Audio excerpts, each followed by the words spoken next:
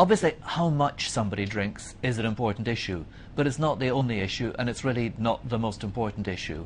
What matters most is the pattern of somebody's drinking.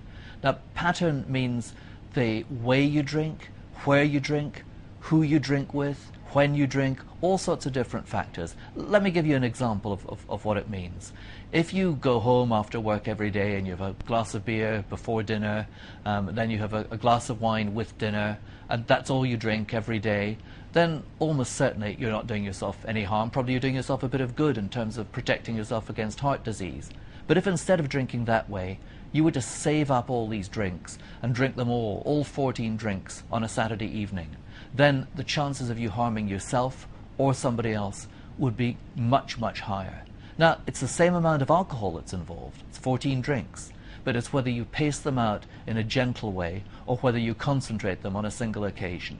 And that's a very vivid example, but you can see that if you look at your own drinking behavior, that it's not always the same. There are times when you might be drinking a bit more, times when you might be drinking a bit less. And that's not really to do just with alcohol and with the effect that you're trying to get from the alcohol. It's to do with the circumstances that surround your drinking. Now, why that's important is because the positive and negative outcomes of drinking are very strongly related to the pattern of drinking behavior.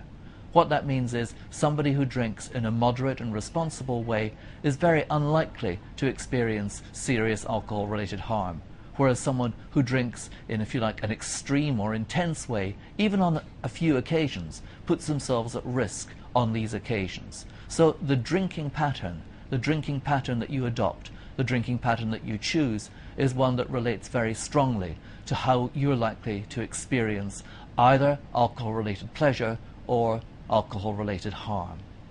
Of course, it's not just an individual issue. I've been talking about it in terms of somebody, of you, but it's true for whole drinking cultures as well.